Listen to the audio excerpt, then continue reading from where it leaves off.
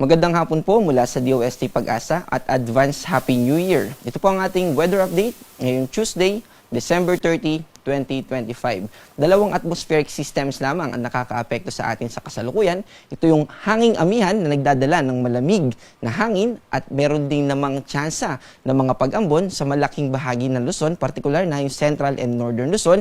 At dito naman sa Visayas at Mindanao, easterlies ang nakakaapekto o yung mainit na hangin galing sa Pacific Ocean. In short, throughout the country ay mababa lang yung tsansa ng mga pag-ulan. Ang posible lamang ay mga pag-ambon at panandalian lamang ito dito sa Luzon at mga localized thunderstorm naman lalo na dito sa Visayas at dito sa Mindanao. Again, yung localized thunderstorm ay yung mga panandaliang pag-ulan for a specific area lamang. Halimbawa sa Metro Manila ay ilang mga city lamang yung maaapektuhan. And panandalian lamang ito, minuto, at kapag umabot ito ng 2 oras ay well-developed na yung localized o yung thunderstorm na naobserbahan natin.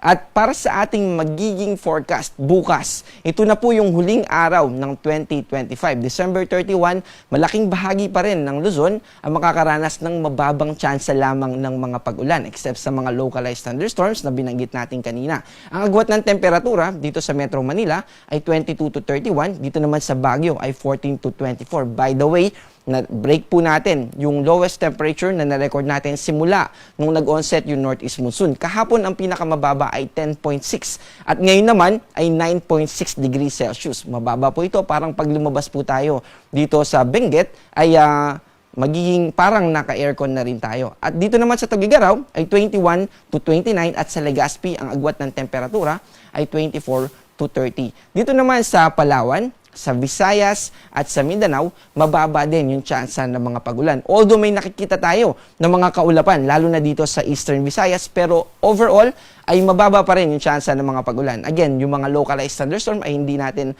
isinasantabi. Posible pa rin po ito kahit na mababa lang yung tsansa.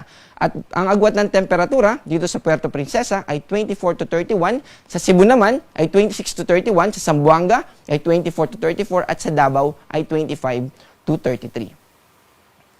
Wala po tayong minomonitor na low pressure area o bagyo at hindi po natin nakikita na magkakaroon hanggang sa unang linggo ng taong 2026. At wala rin po tayong nakataas na babala patungkol sa matataas na alon. Wala po tayong gale warning at wala rin tayong weather advisory o babala patungkol sa malalakas naman na mga pag-ulan. Para sa magiging panahon natin o weather natin sa susunod na 3 araw simula Thursday hanggang Saturday, dito sa Metro Manila ay mababa pa yung tsansa ng mga pag-ulan simula Thursday. Pero by Friday and Saturday, January 2 and January 3, nakikita po natin sa ating analysis na yung shear line ay muling magfo-form dahil muling mas lalakas yung hanging amihan. Ibig sabihin, yung nararanasan natin na mababang temperatura sa kasalukuyan, lalo na sa mga kababayan natin sa Luzon, ay posibleng mas bababa pa.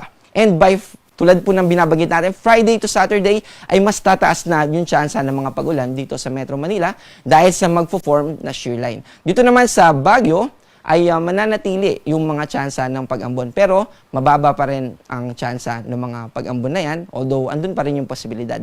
Dito naman sa Legazpi, dahil nasa eastern part po ito ng ating bansa, at nakikita rin natin na mas lalakas pa yung development ng shear line at yung impluensya ng easterlies, kaya mananatiling maulap ang kalangitan natin dito sa eastern part ng Bicol region. At ganoon din naman dito sa eastern part ng Visayas, particular na doon sa mga kababayan natin sa Eastern Samar. Pero sa Kabisayaan dito sa Metro Cebu, Iloilo at Tacloban City, kapag malapit po tayo dito, generally mababa lamang po yung tsansa ng mga pag-ulan, pero mag-ingat pa rin po tayo sa mga paputok, lalo na sa mga magsisindi ng mga fireworks. Dito naman sa Mindanao, particular na sa Metro Davao, Cagayan de Oro at Zamboanga, mababa din po yung mga tsansa ng pag-ulan. Pero sa ating satellite image, nakakakita tayo ng mga umpok ng kaulapan na posibleng magdala ng mga thunderstorm, lalo na sa Zamboanga Peninsula o kaya naman ay sa Northern Mindanao.